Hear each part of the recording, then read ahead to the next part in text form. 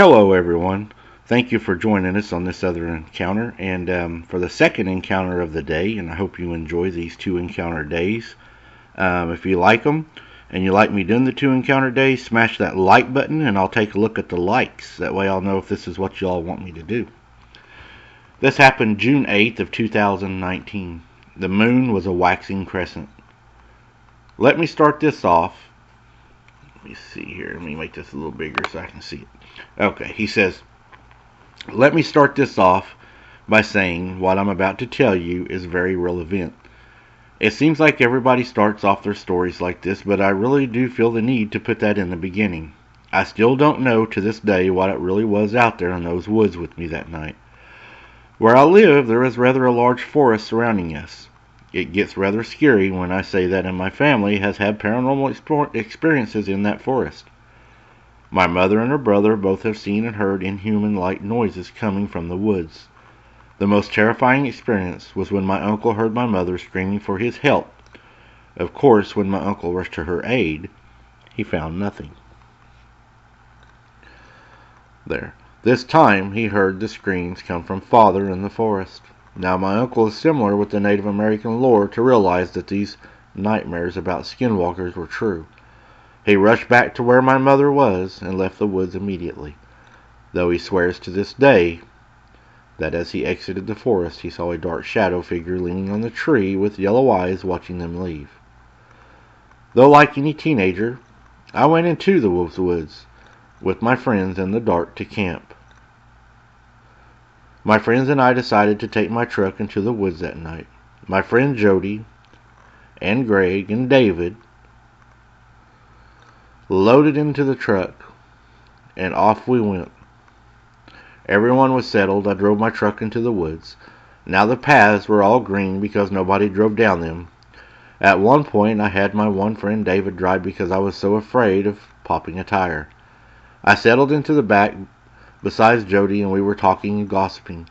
After what only seemed to be a few minutes, we pulled into the clearing. David and Greg swore it was a safe place. Little did I know, right? David managed to get the keg that we had brought out of the back of the truck, and me and Jody went to gather dry grass and twigs for the fire. We were only armed with our phones, flashlights, and Jody had a hunting knife that she had brought along with her. The woods were so quiet and eerie. It was like the whole time Jody said it was weird. I noticed a shadow move out of the corner of my eye, and I yelled, "Did you see that?" And I clung to Jody. "What happened?" she asked, and I explained to her that I saw a shadow move out of the corner of my eye. "Well, it's the woods, duh. Don't worry. If you're really that scared, I'll protect you." I trusted Jody, so I trusted her confidence. We continued to gather the dry brush and twigs, and once we had enough, we brought it back to the boys. They had only managed to get a small fire going, but with that, we brought them the twigs that they needed to create the actual campfire. We, like any teens, brought our pizza along with us also to have a snack with our drinks, and of course the ingredients to make s'mores. We relaxed in the chairs as we lined along the fire, which kept us warm. We all sat together and we drank and ate, and after a few hours of just drinking and eating and talking, David was the first one to get up. "I need to go use the restroom. I'll be back in a moment," David said, drunkenly stumbling into the woods just out of sight so we couldn't see him. We all chatted and waited for him to come back until we realized it must have been about 10 minutes. "I'll go check on him. You two stay here," Greg said, walking to where David disappeared. "He probably tripped or fell over something." "Be careful," everyone yelled. I called out after him, and moving closer to Jody so she could protect me. We didn't talk as we waited for the men to return. After we were all both terrified, something had happened to David when the two boys come walking back into the light. We were so relieved. "So what happened?" I asked, and Greg laughed. "This idiot fell down. He ended up wandering really far into the forest," Greg said, and he shrugged and sat back down.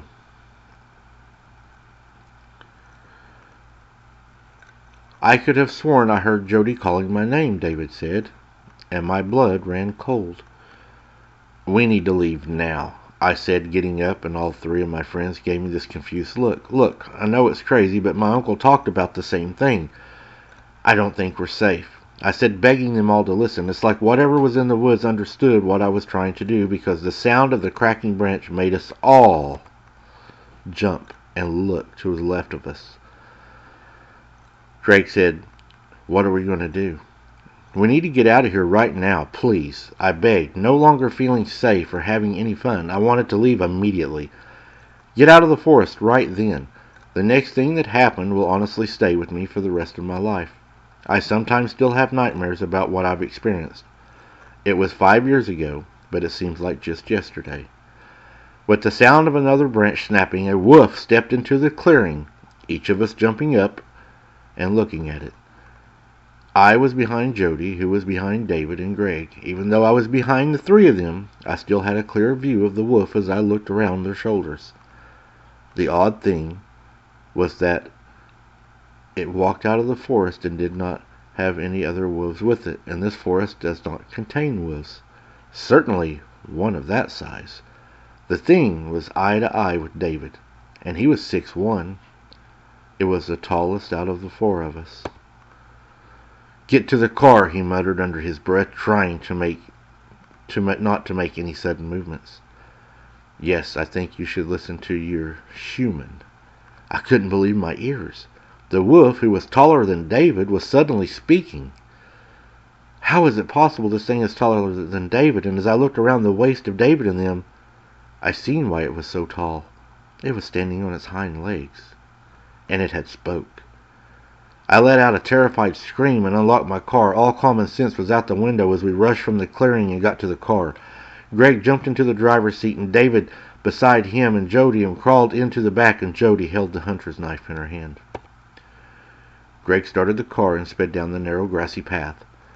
The small campsite disappeared from sight as we all felt that we were now safe.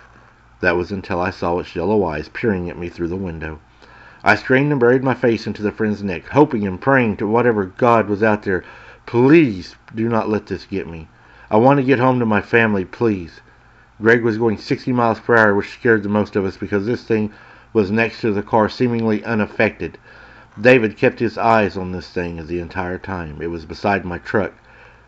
This thing reached over, grabbed the truck door, started jerking on it fiercely, scratching the sides of the truck, banging on the windows at 60 miles an hour. How was this thing doing that?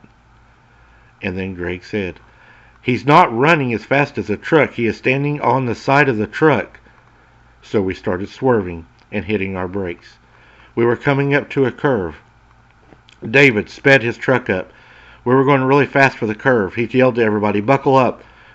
We were yelling, you're going too fast for the curve. And as we went around the curve, halfway around it, David hit his brakes, and the creature flew off the side of the truck. And we heard the limbs and trees and twigs break as he crashed through them. David then punched the gas again, and we were able to get away. When we got back to the house, David's truck was dented in the side. It looked like we had smashed into trees. There was large scratch marks down the side of his truck that had torn through the paint and through the primer. We were afraid. He was so afraid that his dad was going to be mad that he had tore up the truck, and knowing that his dad would never believe what we had seen, he told him he had hit a tree while we was leaving.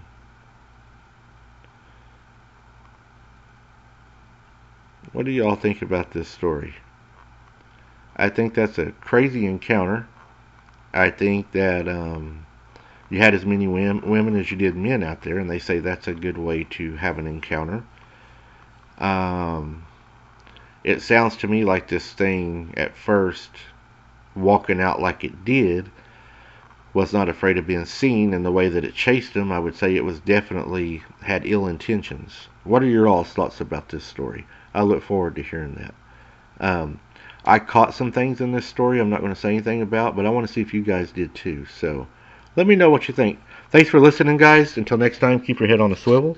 Don't be something's dinner, and we'll see you on the next one.